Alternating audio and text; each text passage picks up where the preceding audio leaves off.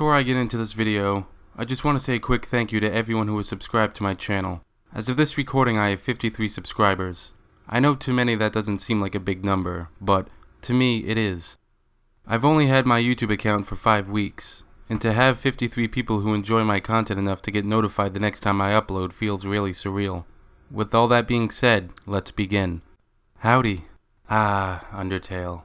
The game is currently less than 1 week shy of existing for 1 year. In the time frame it has been released, the game has won numerous accolades. Undertale was named Game of the Year from the Jimquisition and Zero Punctuation, as well as Game of the Month from Rock Paper Shotgun. The game won the Best Game Ever poll from GameFAQs and was awarded Best PC Game from Destructoid. That's just the tip of the iceberg, though. With the intricate story, plethora of wonderful and unique characters, and fantastic soundtrack, Undertale has quickly become one of, if not, the best RPG of all time. So, today, I wanted to share one of my favorite aspects about this game, the music. In this video, I will list my top 10 favorite Undertale musical pieces. Now, for this list, I had 2 rules. First, I limited it to 1 song per character. Second, I didn't select more than 1 of the same song.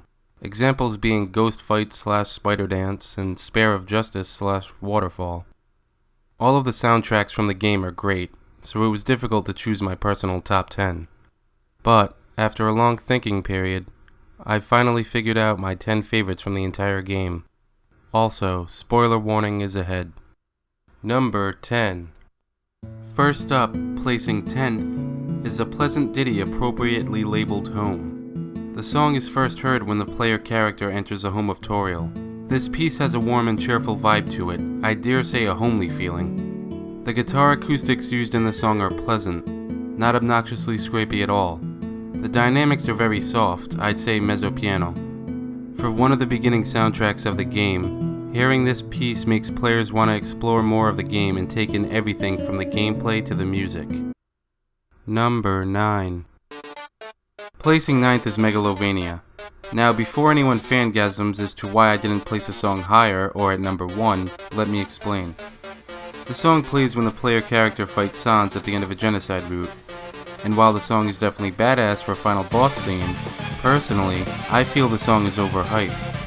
When you search renditions of Undertale songs or piano, guitar, flute, or any instrument cover of Undertale songs, the one with the most requests and views is, you guessed it, Megalovania. Don't get me wrong, the song is catchy, but I feel that it's the only song people care for.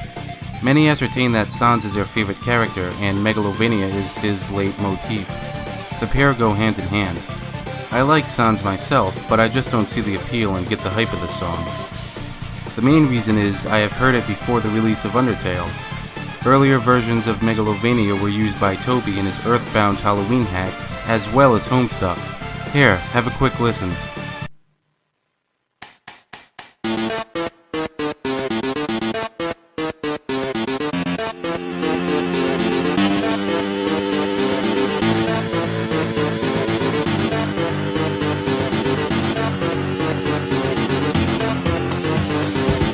I still like the song enough to rank it on my top 10 favorites, but it's not one of my top choices. Sorry, Sans fans. Number 8. Coming up next at number 8 is Finale. This upbeat and cheerful song may seem perky, but it is heard during the fight with Omega Flowey. The harmonics in the song definitely add a flair to it. Partnered with the different pitched notes, this song is insanely catchy. It is a bit odd that the song is partnered with Omega Flowey, as he's anything but upbeat or cheerful. Listening to the song while fighting him gives the player, joke intended, determination to survive and stop Omega Flowey from being the god of the world. Number 7. Number 7 is Bergen Truckong. The song is heard during your fight with Asgore. This track contains heartache blended in itself. Given that Toriel and Asgore used to be together, it was a nice touch that Toby threw that in there. To me, when I hear this theme, it does sound a bit sad. Asgore is one of my top 5 favorite characters, so when I heard this theme during my initial playthrough, it stung a bit. Asgore was a misunderstood king who, in my opinion, never actually wanted to harm or kill any humans. He only said the inspirational things to give the other monsters hope that they would one day be able to cross a barrier. Theories aside, this track has a bit of a cacophony with multiple sounds going at once. but all of the sounds merge together harmoniously. Number 6. Coming in at 6th place is Muffet's leitmotif Spider Dance. I have a ginormous phobia of spiders, but Muffet is so adorable that I think I can put it aside for her case. This song is heard during the Muffet boss fight in the spider lair. When you get the song in your head, it becomes an earwig. It's near impossible to stop thinking of the tune. I find myself whistling it sporadically throughout the day. The track is very upbeat and happy, matching Muffet's giddy personality perfectly. While Spider Dance is a remix of a different track from the game, Ghost Fight, Toby remixed it so well that it embodies Muffet. Number 5. First up in my top 5 is the soundtrack Heartache. There may be some confusion because I know in the beginning of the video, I said that I only chose one song per character. But Home isn't a song of Toriel, it's just the music that plays while inside her house. Perhaps a better way to have put that would have been one song that is attributed to that specific character, as is the case with Bone Trussel / Neheheh for Papyrus, or Battle Against a True Hero / Spare of Justice for Undyne. That being said, let me delve into why I love the song so much. First, mixed with the emotional and tearful first boss fight in the game against Toriel, a character who cared about the player character and just wanted to protect them and never intended to injure or kill them. Seriously, look at the face she makes when she accidentally does. The song is appropriately titled Heartache, as during the entire boss fight sequence, Toriel and many players are overcome with sadness as they fight. Secondly, ignoring the emotional pain from the fight itself, the song by itself is beautiful. Number 4. Turning up at number 4 on my list is the OST Undertale. A fragment of the song first appears in the beginning credits if you don't hit a key after starting up the game. The menu theme is also a theme that contains a fraction of the song, both of which are remixes. This 6-minute song comes equipped with a blend of other songs remixed into itself, from Memory to Once Upon a Time. It's beautiful, sad, happy all at once. This OST has been used in many animations, leaving those who watch the video with many heavy emotions. Number 3.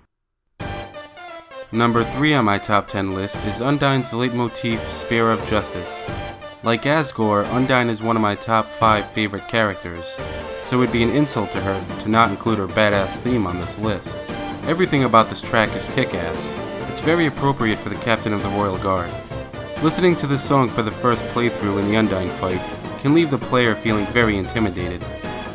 Undyne is a very difficult boss during the first playthrough, and, I'm sure, just like me, many other fans had died numerous times to her. This theme is perfect for her. Toby Fox made an excellent choice when he remixed the Waterfall theme into this amazing musical piece. Seriously, it's the same song. Just listen to Waterfall at 3 times speed if you don't believe me. Number 2. Just placing shy of the top spot is the OST and ending. This is heard during the last phone call that the player gets from Sans as he updates them on how the underground has been since the last time they were there. It is heard during a variety of endings from the neutral route. The song sounds melancholy, the slow tempo hitting home, making the player miss all of the wonderful monsters that they've come to appreciate during their playthrough of the game. Now, I could be wrong on this, since I've never played the Genocide route myself, but I believe this is also heard after you fight Undyne and lower her HP enough to where her body is fading. So not only does it make a pacifist player miss the characters that they've grown to love and make friends with, but it makes a Genocide player feel guilty and remorse about their decisions. The song gives the player feels whether you're playing Genocide or pacifist or neutral. It's a fantastic song and deserves the number 2 spot on my list. Number 1. Placing first on my list is the soundtrack, His Theme. Now, there's a bit of bias on this, because Azrael is easily my favorite character in the entire game. But I didn't rank the song at the top because of that. As you play the game, learning about the backstory with the Dreamer family, and how the underground was before Frisk fell into it, you hear the song on multiple occasions. The first time is if you put an umbrella over the deteriorating statue in Waterfall. After a long and difficult battle with him, and the player tries to save Azrael's soul, he cries out in a gigantic fit of sadness, proclaiming that the player character should just let him win. His tears are shed as the song plays and he launches one final attack.